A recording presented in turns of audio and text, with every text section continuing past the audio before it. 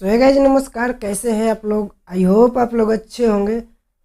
Power star Pawan Singh का एक और सॉन्ग आ गया है। आदि शक्ति फिल्म चैनल के माध्यम से सॉन्ग रिलीज हुआ है, जिसका टाइटल नेम है सड़िया।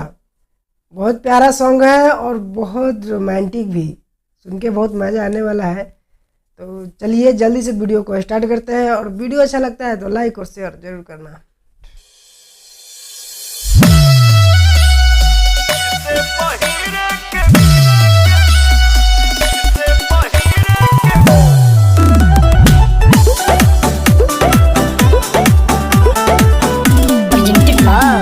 आदि शक्ति फिल्म्स।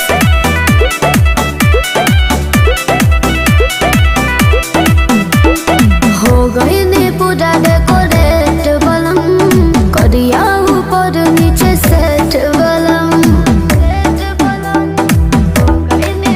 अरे हो गई ने पूरा डेकोरेट बलम, करिया ऊपर नीचे सेट बलम।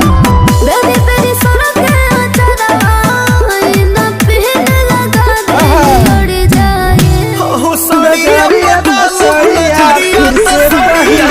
से पड़ जाए पड़ जाई सड़िया पटाल अपना जरिया तो सड़िया फिर से पहिरे के पड़ जाई।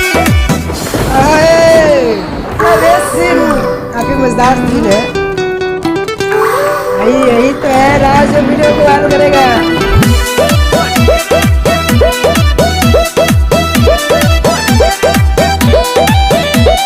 सुने ना करे जाने से नकरे हटे बोला, तने सब काम होता लेट बोला।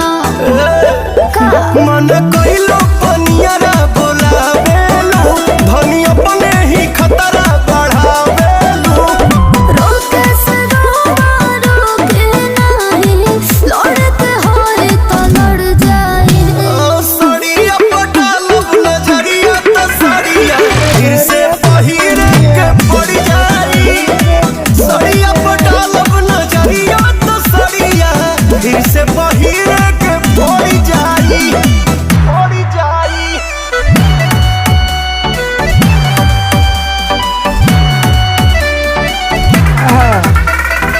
हमें लगा गाना रोमांटिक होगा, लेकिन थोड़ा सा कुछ देखने को मिला है। ए जी झूठा ही शरीफ ना दिखाए जी, होता दिक्कत है न आई जी। रग लगलू वाला पे तू अपने हो चल कोरस पौने अब समपने हो।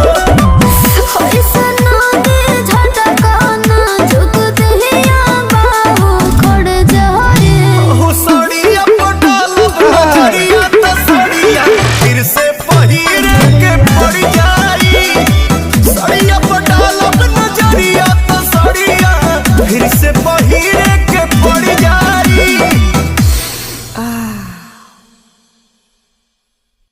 गाइस कैसा लगा ये सॉन्ग आप लोगों का। पावर स्टार पवन सिंह बोलबम के साथ साथ भाई एक और रोमांटिक सॉन्ग लेकर आ गए हैं। बहुत ज़्यादा प्यारा सॉन्ग है और सुन के बहुत ज़्यादा मज़ा आ रहा है। सॉन्ग लिखे हैं भाई कुंदन प्रीत और फीचरिंग पलक Verma. Singer power star Pawan Singh and Shivani Singh. बहुत मज़ेदार सॉन्ग है, म्यूजिक भी कमाल का है, वीडियो का कोई जवाब नहीं। वीडियो लाजवाब लाजवाब लाजवाब भाई। ये सॉन्ग सुपर से भी ऊपर है, और ज़्यादा से ज़्यादा शेयर कीजिए ताकि पूरा वायरल हो जाए और मिलियन पार कर दे भाई। आज ही सॉन्ग रिलीज हुआ है, तो कंपनी लेवल है आदि शक्ति फिल्म, तो जाके उनके चैनल से भी सुन सकते हैं और मेरे डिस्क्रिप्शन में लिंक दे देंगे, वहाँ से भी सुन सकते हैं। तो पावर स्टार के जितने भी फैंस हैं भाई, ये गाना को ज़्यादा से ज़्यादा शेयर करें। चलिए आज के लिए इतना ही, मिलते हैं नेक्स्ट वीडियो में। Bye by.